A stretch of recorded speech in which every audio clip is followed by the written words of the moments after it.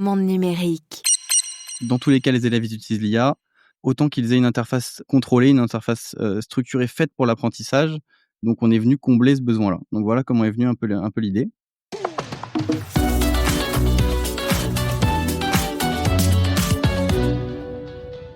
Bonjour Jérémy Lambert.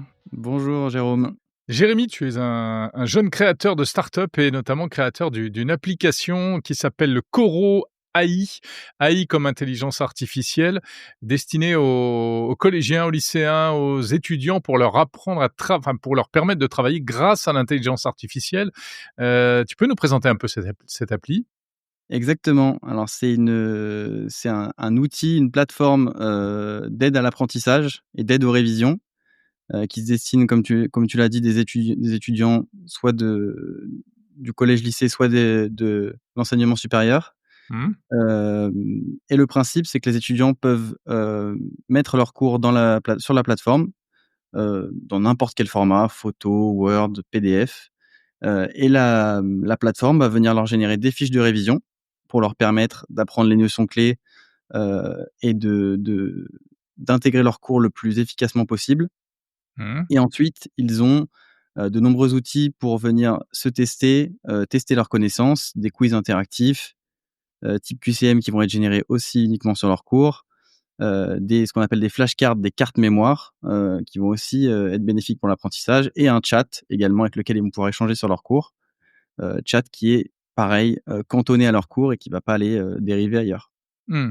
Donc c'est l'utilisation de l'intelligence artificielle, mais c'est pas, comment dire? Open bar, pour, ChatGPT. L'idée, c'est pas de s'en remettre complètement à ChatGPT en lui demandant de, nous parler de tel ou tel sujet. C'est vraiment de partir des cours qui sont dispensés par les enseignants.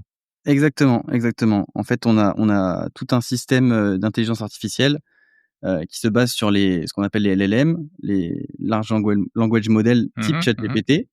En réalité, nous, on n'utilise pas que ChatGPT. Il y en a des dizaines sur le marché, et aujourd'hui, nous, on les a tous analysés, et notre expérience fait qu'on utilise une combinaison de beaucoup de ces modèles, heu, pour s'assurer, de la qualité du rendu, des résultats pour les étudiants, et surtout s'assurer d'avoir un contrôle, et que le produit qui est sorti pour l'étudiant ne dérive pas du cours. Donc il y aura Ouais. aucune information qui va sortir qui ne sera pas du cours.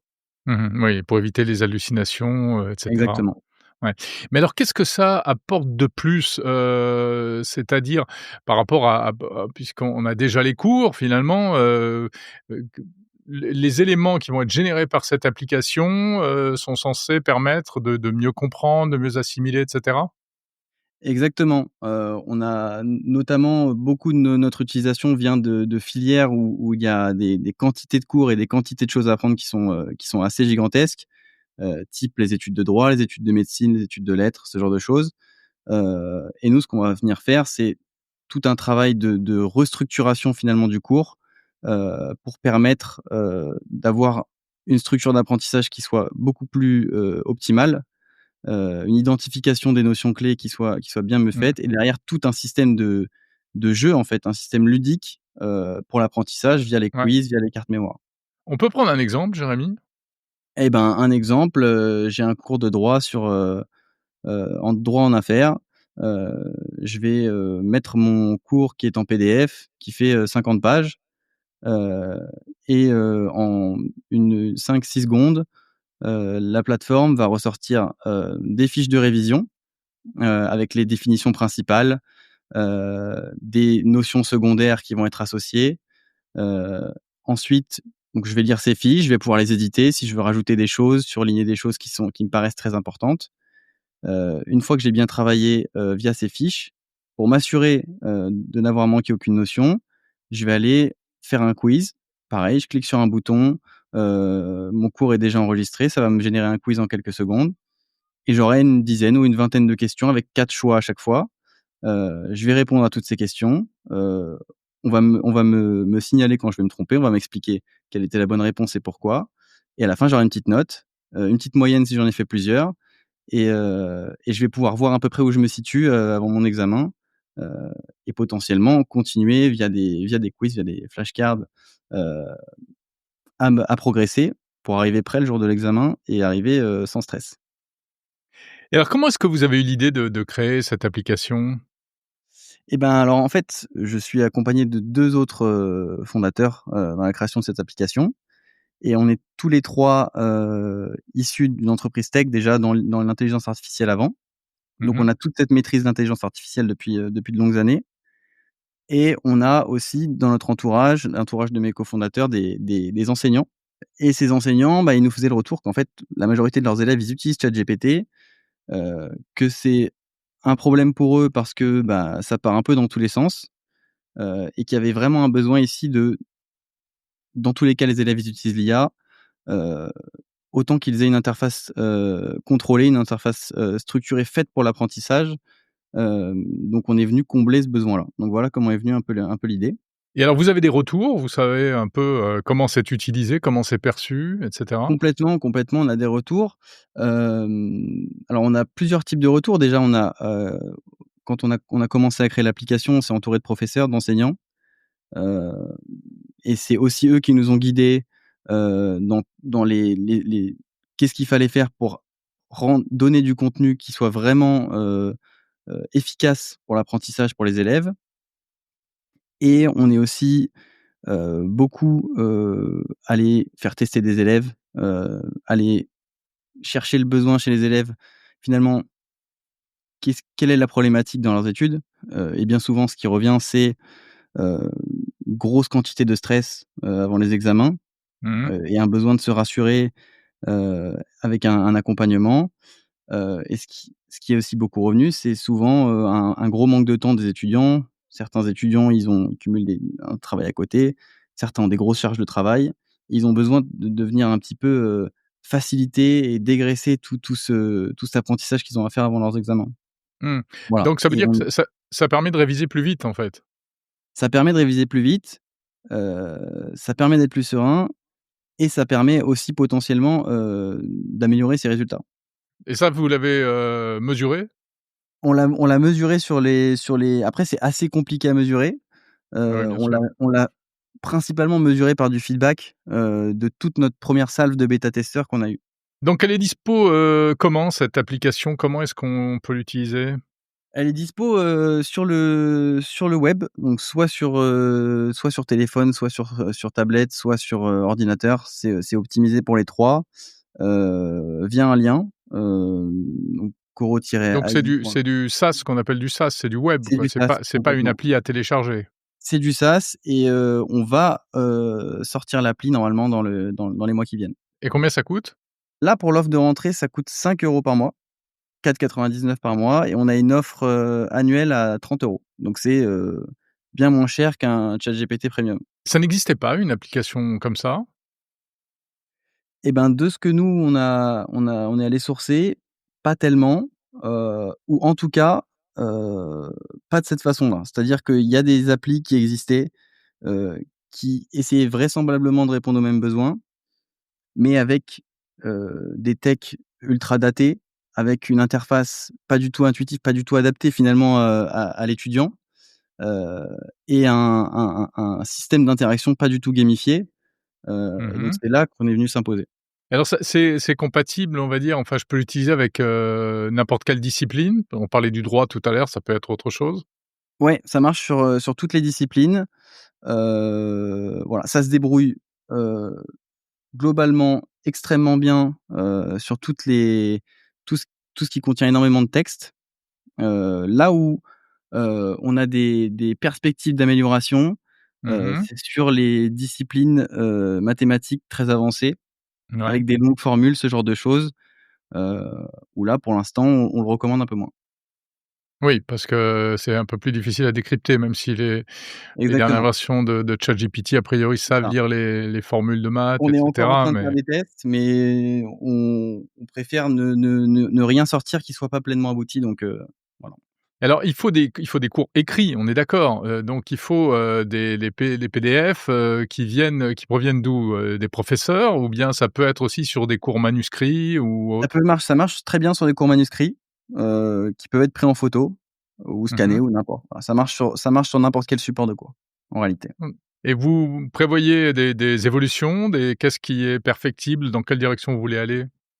Complètement, l'idée c'est d'être, un peu plus qu'une plateforme de révision et de venir vraiment accompagner l'étudiant dans toute sa scolarité avec un espace où il va vraiment pouvoir stocker tous ses cours, les organiser, où il va pouvoir, avoir des plannings, heu, avec des objectifs fixés, et où la plateforme va venir vraiment l'accompagner de la rentrée jusqu'à ses partiels finaux. Et on a quelques petites fonctionnalités aussi qui vont arriver, comme la possibilité d'écouter ses cours via des podcasts, ce genre de choses. Jérémy, qu'est-ce que tu penses et toi et tes cofondateurs, qu'est-ce que vous pensez, l'utilisation de l'IA dans l'enseignement ou de la non-utilisation, de l'IA? Parce qu'on sent que ça freine un peu des cas de fer. Autant les étudiants, les lycéens, bon, eux, ils ont compris le truc, hein, pas toujours à bon escient d'ailleurs, Mmh. mais ils utilisent abondamment ChatGPT. Les enseignants, eux, sont un peu, déroutés, ils ont pas encore été formés pour ça. Mais là, en cette rentrée scolaire, le ministère a annoncé quand même, le la volonté de, et d'une part de former, les élèves, d'autre part de former les enseignants et puis il y a un projet aussi de chatbot spécial pour les enseignants. Qu'est-ce que tu en penses? Et ben, je pense que c'est une urgence en réalité parce que, l'IA elle est présente, elle est de plus en plus présente. Il y a eu quelques études qui sont sorties, alors c'est des études assez récentes, mais qui disent que 90 des étudiants utilisent déjà, Eh oui, une IA, en cachette, contre, le plus souvent. enfin, contre 30 pour la population, tout âge. Et aussi, je pense que pour nous, pour avoir échangé avec beaucoup d'enseignants, Mmh.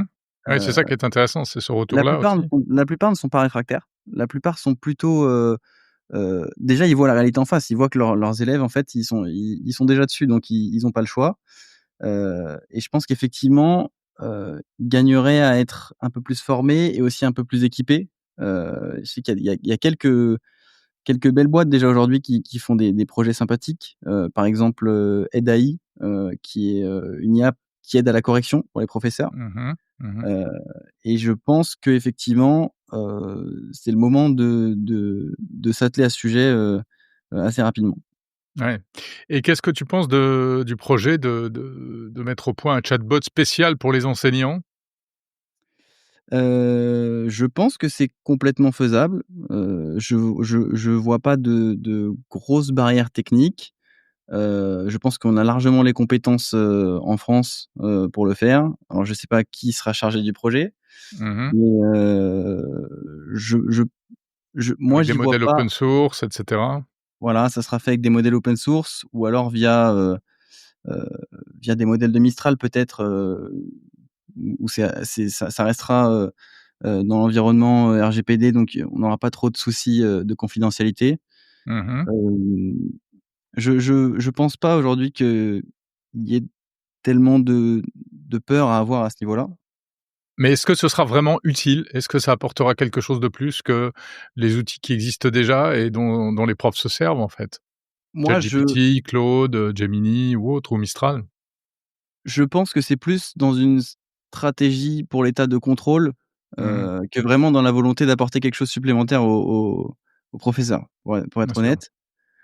Et je pense aussi que, il y a beaucoup plus de valeur à avoir des surcouches, en fait. Ces modèles, d'IA LLM type, Mistral, ChatGPT et cetera, sont très généralistes et ils auront toujours cette vocation à être généralistes.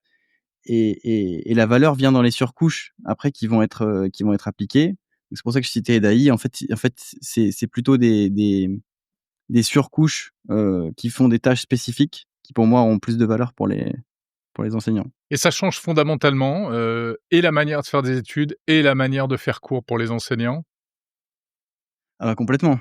Pour les 2. Et en fait, ce qui se reflète dans le monde de l'enseignement et dans tout l'univers pédagogique, c'est ce qui se reflète dans le monde du travail et dans le monde en général, en fait. Il y a beaucoup de tâches aujourd'hui qui sont extrêmement simplifiées, par l'IA, qui font gagner beaucoup de temps. Ça veut pas dire qu'il faut pas garder un contrôle dessus, ça veut pas dire qu'il faut pas garder un esprit critique, mais évidemment que ça va changer les choses comme, quand on a inventé la calculette, on a arrêté de faire les calculs, simplistes à la main et on s'est concentré sur d'autres compétences et je pense que tout est une histoire de contrôle, hem et tout est une histoire aussi d'adaptation et que demain, forcément, les étudiants, ils ont accès à l'IA, ils s'en serviront. Les professeurs, iront peut-être un peu faire la chasse de temps en temps, Mmh. au contenu IA, mais ils s'en serviront aussi eux pour leur travail. Donc parce que même pour les enseignants en réalité, ils ont des programmes, ils ont beaucoup de supports pédagogiques et aujourd'hui ils peuvent, grâce à l'IA, ils peuvent le transformer, le structurer en des choses exceptionnelles pour les élèves, quoi. Merci beaucoup Jérémy Lambert de Coro, donc on renvoie sur le site, hein, Coro, Coro, -ai.com, C'est cette ça. appli qui, est, comme vous le dites sur le site, ton allié pour réussir tes examens.